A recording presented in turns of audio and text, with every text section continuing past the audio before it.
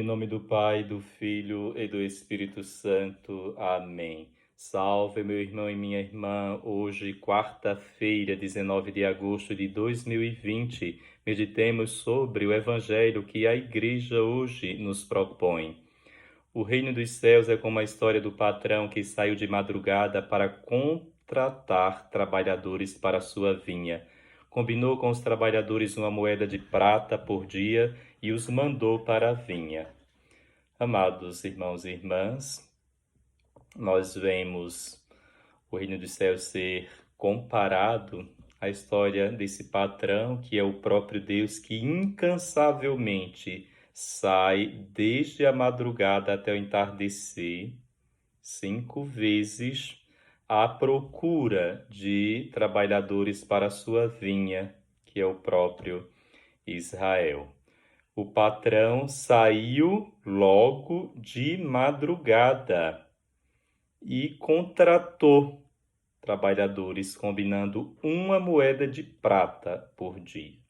Em seguida, esse patrão saiu às 9 horas da manhã, meio-dia, às 3 horas da tarde e, por fim, às 5 horas da tarde.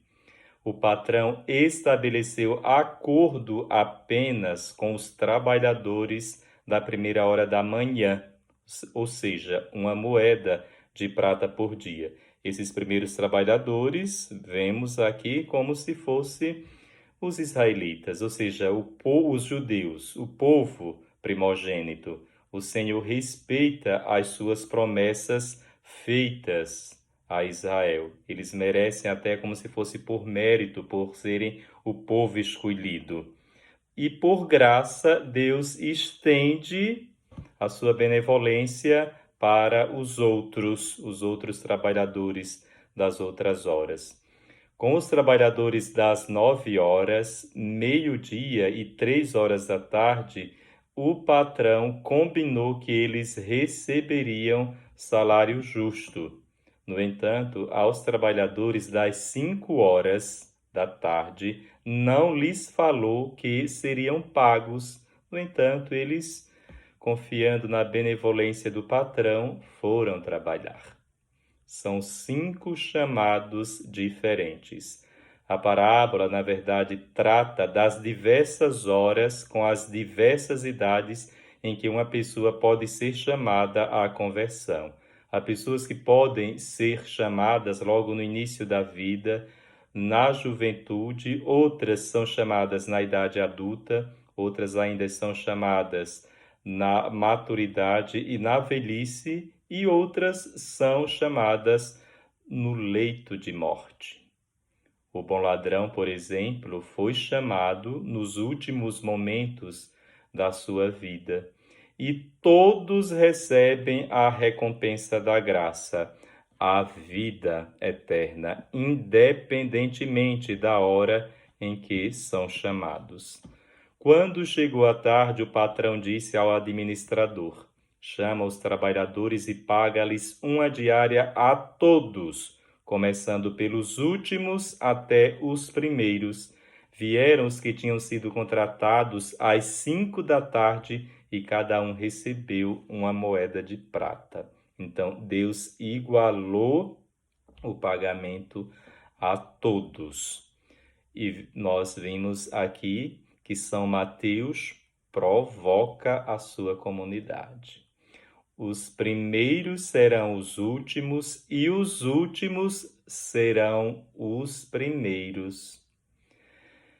Na passagem do jovem rico, nós vimos e nós aprendemos que o caminho da vida, ou seja, a obtenção da vida eterna, não consiste em fazer algo a mais, como disse o jovem. O que devo fazer para herdar a vida eterna? O jovem rico achava que se poderia angariar o reino dos céus através de trabalhos, e esses trabalhos seriam recompensados de acordo com o mérito.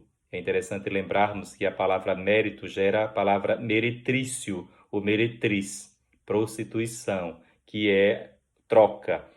O pai não trabalha desse modo, não age dessa maneira.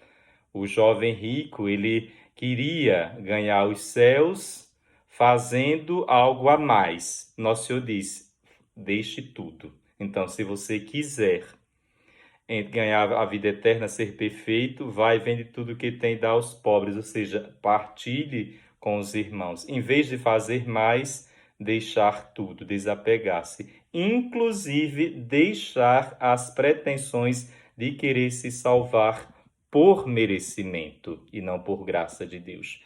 Porque se eu sou salvo pelos meus méritos, por aquilo que eu faço, eu me torno o meu salvador. Eu me torno o protagonista na salvação, quando na verdade a obra maior da salvação se deu na cruz, quando Jesus derramou seu sangue, como nós falamos. E a nossa obra é uma consequência daquilo que aconteceu na cruz. É uma forma de gratidão, né? A nossa atividade, o que nós fazemos de bom, é uma forma de gratidão à grande obra que nosso Senhor realizou na cruz. E nós, através de uma vida santa, praticamos as boas obras, como se fosse uma forma de agradecimento ao que nosso Senhor fez por nós, ao derramar seu sangue. A salvação é gratuidade oferecida a quem se dispõe a repartir os seus bens com os irmãos. Nesta parábola, a graça de Deus é o fator predominante. São irrelevantes as concepções comerciais da moralidade que nós temos, da moralidade meramente humana.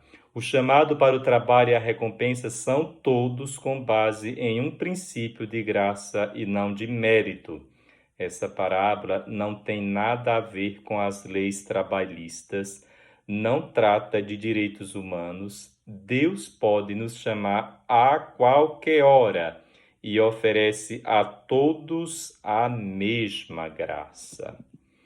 Estes últimos trabalharam uma hora só, e tu os igualaste a nós, que suportamos o cansaço e o calor o dia inteiro. Assim falaram, e até como que quiseram corrigir o patrão. Assim falaram os trabalhadores da primeira hora. Tu os igualaste a nós, que suportamos o cansaço e o calor o dia inteiro. Os trabalhadores da primeira hora achavam que o reino dos céus poderia ser conquistado com suor, com cansaço. Esqueceram que é pura graça. E aqui a queixa é porque o patrão os igualou. Veja, que inveja do ser humano quando os outros são nivelados a nós, como nós somos, não é? E nosso Senhor diz: eu não combinei com vocês uma moeda de prata, eu não estou sendo injusto, não foi o que nós combinamos? Por acaso não tenho o direito de fazer o que quero com aquilo que me pertence? Ou estás com inveja porque estou sendo bom? Olha, o tema central aqui é a inveja, porque Deus está sendo bom. É interessante que na parábola do filho pródigo, o filho mais velho, que representa ali os judeus, tem inveja do filho mais novo, porque o pai o trata com benevolência e o acolhe com um banquete.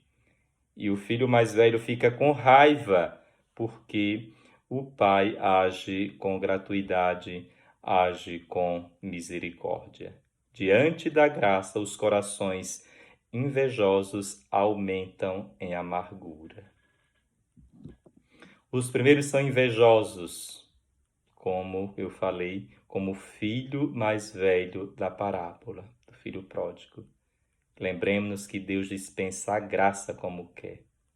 Ou estais com inveja porque eu estou sendo bom. Sim, amados irmãos e irmãs, na casa de Deus não há filas, onde há primeiros e últimos. Há cirandas de irmãos e irmãs.